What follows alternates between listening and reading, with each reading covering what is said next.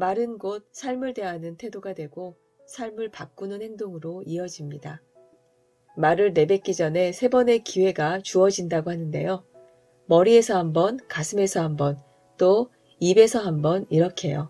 아무 말이나 내뱉지 말라는 뜻입니다. 해도 되는 말이 있고 해서는 안 되는 말이 있는데 살다 보면 하지 말아야 할 말들을 많이 하고 산다는 걸 알 수 있습니다. 생각나는 대로 말하는 사람들이 있습니다. 1초의 망설임도 없이 생각과 동시에 말을 내뱉어 버리는데 그럴 경우 말을 한 당사자는 나는 솔직한 사람이야 라고 할 테고 그걸 들은 다른 사람들은 고스란히 상처로 남을 수밖에 없습니다.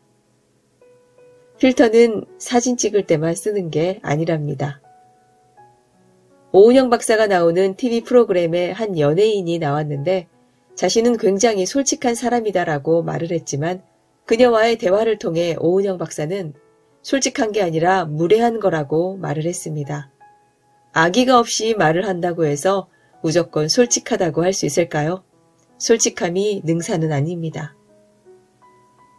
저는 말을 할 때 말을 예쁜 상자에 넣어서 포장도 예쁘게 하고 리본도 달고 그렇게 전달해주는 선물 같은 거라 생각하는데 물론 어떻게 그렇게 하냐 피곤하게 라고 생각할 수도 있지만 필터 없이 말을 내뱉는 사람들이 기분 나쁜 말을 들었을 때도 상대방의 입장을 생각하며 전혀 기분 나빠하지 않을까요? 때론 직접적인 표현이 좋을 때도 있겠지만 그건 그때그때 상황에 따라 달라져야 한다고 생각합니다. 듣는 사람을 고려하지 않는 말투는 그저 무례하다고밖에 표현할 수가 없는데요. 저도 상대의 무례한 말투 때문에 상처받을 때가 있는데 그 말에 화를 내면 또 어색해질까봐 참고 넘어갈 때도 많습니다. 하지만 그 사람을 위해선 너의 무례함에 내가 기분이 상했다라는 것을 알리는 것도 나쁘지 않다 생각하지만 그 또한 쉬운 일은 아닙니다. 또한 너무 말을 많이 하다 보면 하지 않아도 되는 나의 약점이나 빈틈까지도 말하게 되는데요. 요즘은 이런 걸 TMI, TMT, Too Much Information, Too Much Talker라고 부르기도 합니다. 말실수를 줄이기 위해서 우선 말을 많이 하지 않아야 하는데 말실수가 많은 대부분의 사람들은 말을 많이 할 뿐더러 또 자기 말만 하기 바쁘다 보니 남의 말에는 귀 기울이지 않는 특징이 있습니다. 상대의 말을 듣지 않고 내 말만 하다 보면 상대의 감정을 읽을 수 없고 그렇게 또 실수로 이어지게 되는 경우가 많습니다. 말도 그 사람의 성격에 따라 다르게 나오는 것이지만 상대에게 어떤 말을 할 때 어떻게 어디부터 어디까지 말을 해야 하는지 정리할 필요가 있습니다. 몇 년 전에 있었던 일인데요. 제가 아는 언니가 아주 머리가 짧았어요. 밤에 할 얘기가 있다고 해서 집 앞에 찾아온 언니랑 차 안에서 얘기를 하는데 멀리서 그걸 본 사람이 제가 남자랑 차에 탔다고 생각을 했나 봅니다. 그런데 저에게 연락을 하기 전에 다른 사람에게 이미 제 얘기를 한 후였습니다. 제 얘기를 전해들은 또 다른 언니는 그냥 솔직하게 저에게 묻더라고요. 자기 어젯밤에 남자랑 차에 있었어? 라고요. 그래서 상황을 설명해 주니 아 그랬구나로 끝이 났는데 전 이미 기분이 상할 수밖에 없었습니다. 그러고 난 뒤 저를 처음 본 사람이 연락을 해와서는 나는 괜찮은데 다른 사람이 봤으면 오해할까봐 걱정이 돼서 라고요. 너무 우스운 상황이었습니다. 그렇게 걱정이 되면 먼저 연락을 했어야지 다른 사람에게 이미 말을 전한 뒤에 네가 걱정이 돼서라니요. 나는 괜찮은데 라고 말하는 사람들이 제일 먼저 말을 옮기는 게 아닐까요? 이걸 말해야 되나 말아야 되나 로 시작하는 말도 마찬가지입니다. 말실수를 줄이고 싶다면 자신의 말투를 먼저 돌아봐야 합니다.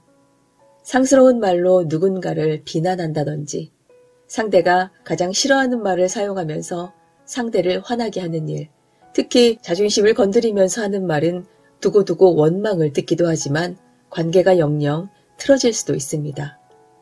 평소 습관이 된 나쁜 말투가 아니라 컨디션이 좋지 않은 탓에 신경이 예민해져서 그런 것이라면 누군가와의 대화를 줄이고 쉬어줘야 합니다. 그런 게 아닌 평상시 말투가 거친 거라면 손절당할 수 있을지도 모릅니다. 또한 내 말투가 너무 빠르진 않은지, 내 말을 듣는 상대의 기분은 어떤지도 잘 살펴봐야 합니다. 전화통화를 하면 상대의 목소리에서도 느낄 수 있습니다. 무려서 그런 거 모른다고요? 그렇다면 큰일입니다. 정말 친한 사이는 침묵이 두렵지 않은 사이라는 말 들어보셨나요? 엘리베이터 안에는 대부분 낯선 이들이 타게 되는 경우가 많습니다. 한층 한층 올라가는 게 그렇게 더디게 느껴질 수가 없는데요. 그게 어색한 분위기 때문에 더 그런 거잖아요. 제가 거의 산을 혼자 다니게 된 이유도 많이 친하지 않은 사람들과 산을 오른다는 게 너무 불편하고 어색해서 그런 것도 있었습니다. 산에 오르느라 힘든데 어색하니까 자꾸 말을 해야 할 것 같고 그러자니 너무 힘들고 소비하지 않아도 되는 에너지가 소비되는 것 같아 혼자 다니게 되더라고요. 저도 자꾸 말을 하다 보면 쓸데없이 안 해도 되는 말이 나가게 될 테니까요. 성경에도 입으로 들어가는 것은 아무 문제가 없지만 입에서 나오는 것이 문제다. 입에서 나오는 말은 사람의 귀로 들어가서 마음을 더럽힌다. 욕설과 비방과 폭언은 마음의 가지를 꺾는다. 사람을 면전에 두고 욕하는 것은 인격 살인이고 사람이 없는 곳에서 욕을 하는 것은 간접 살인이다라고 했습니다. 책 언어의 온도에 보면 사과는 사과로서 끝내야 한다고 나옵니다. 사과를 한 후 변명을 붙이면 안 된다는 거죠. 미안해. 근데 미안은 한데 어쩌고 저쩌고. 이런 사람들도 참 많습니다. 우스갯소리로 이런 말도 있잖아요. 무언가 잘못했을 땐 빠른 사과, 황급한 무릎이라고요. 분위기를 흐리는 부정의 말보다 긍정의 말들을 많이 해야 한다는 건 내가 내뱉은 말에 따라 행운이 나를 따라오기 때문입니다. 부정적인 말을 자주 내뱉는다면 행운이 내 곁에 머물지 않을 테니까요.